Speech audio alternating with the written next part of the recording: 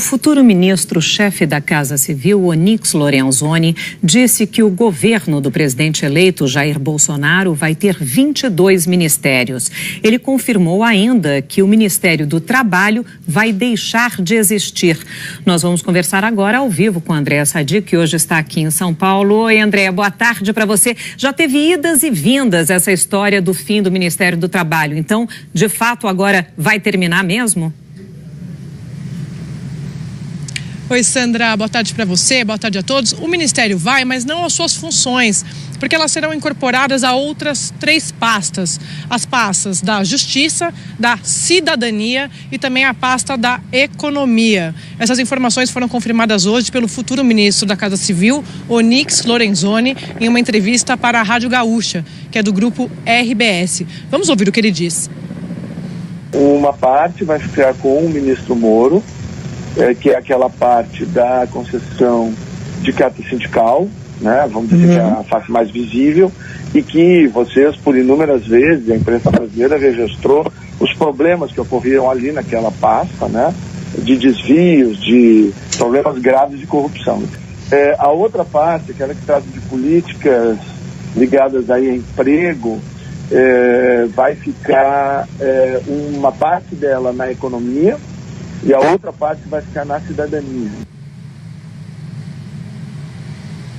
Bom, Sandra, como você disse aí no estúdio, de fato, essa pasta já teve, o destino dessa pasta já teve idas e vindas. Bolsonaro chegou a dizer que ia sim extinguir essa pasta, depois recuou ali em 13 de novembro, disse que ia manter o status de ministério e hoje, por fim, o Onyx Lorenzoni confirmou que ela não vai existir no futuro governo do presidente eleito.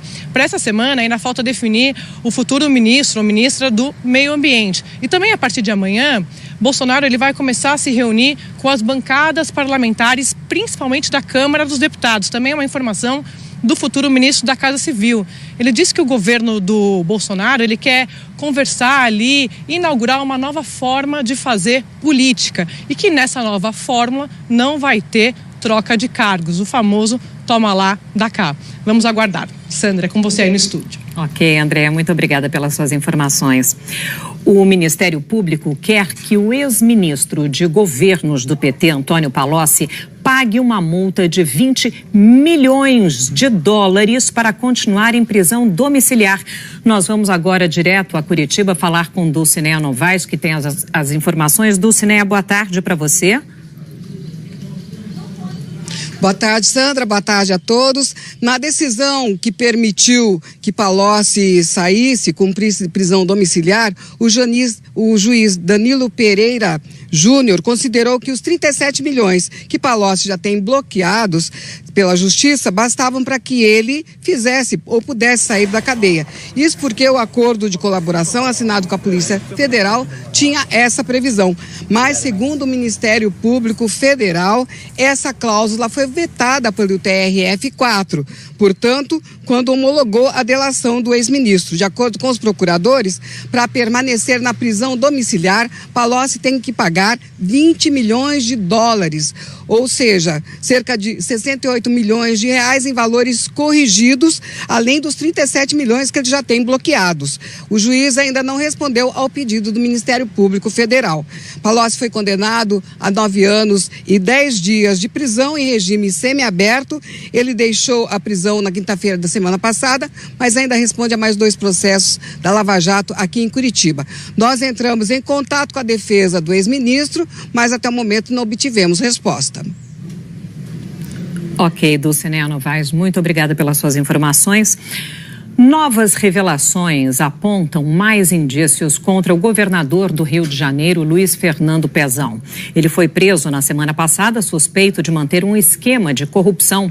A reportagem é de Fabiano Andrade. Nesta planilha apreendida pela Polícia Federal, os nomes Pezão, Bigfoot e Pezone aparecem ao lado de valores que somam mais de 2 milhões e 200 mil reais. Segundo o Ministério Público Federal, os apelidos se referem ao governador preso do Rio de Janeiro, Luiz Fernando Pezão. A planilha, de acordo com a PF, foi feita pelo doleiro Álvaro Novis, delator da Lava Jato. Ele disse na delação que entregou dinheiro para Luiz Carlos Vidal Barroso, o Luizinho, assessor de Pezão e que também está preso. O doleiro gravou uma conversa telefônica entre um funcionário da corretora de valores dele e Luizinho. Nós temos novidades aí e temos que conversar. O chefe também queria bater um papo com você. Marcar uma reunião com o chefe aqui? Aonde, cara? Barra.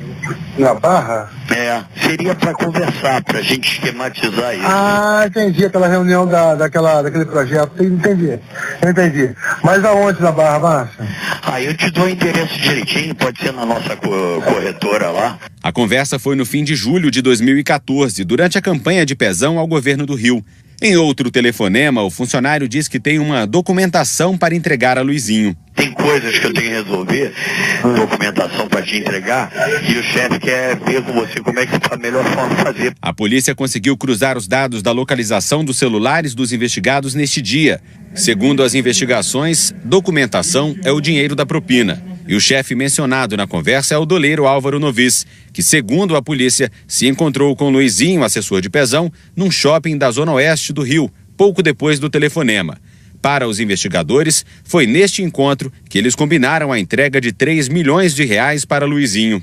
Segundo o Ministério Público Federal, há provas de que Pezão recebeu quase 40 milhões de reais entre 2007 e 2015. O dinheiro não apareceu até agora nas contas ligadas ao governador. Por isso, os investigadores levantam duas possibilidades. Ou Pezão usa recursos de contas de laranjas ou mantém escondida uma grande quantidade de dinheiro vivo. Pezão foi preso na quinta-feira da semana passada. Ele é acusado de manter o esquema de corrupção do ex-governador Sérgio Cabral, que também está preso.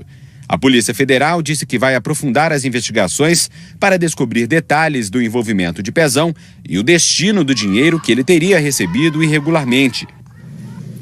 A Polícia Federal teve acesso a vídeos e áudios sobre o esquema de corrupção no sistema prisional de Roraima. A reportagem é de Alexandre Rissaiasso. A Polícia Federal diz que o esquema de corrupção que movimentou 70 milhões de reais desde fevereiro de 2015 contribuiu para falir o sistema prisional de Roraima. A Operação Escuridão da semana passada descobriu que o verdadeiro dono da empresa contratada para fornecer alimentação aos presos é o empresário Guilherme Campos, filho da governadora Sueli Campos, do Progressistas. Segundo as investigações, a empresa, que mudou de nome algumas vezes e hoje se chama Quali Gourmet, está até hoje prestando serviços graças a pagamentos de propina a integrantes do governo do estado e licitações fraudulentas. Com autorização da Justiça, a Polícia Federal monitorou os celulares dos suspeitos e gravou pagamentos de propina. Em outubro do ano passado, Clóvis de Castro Machado, funcionário da Quali Gourmet, telefonou para o então secretário de Justiça, Coronel Ronan Marinho. Comandante, estou num carro aqui nesse portão da entrada. Eu vou sair aí. Aqui na frente. Tá bom.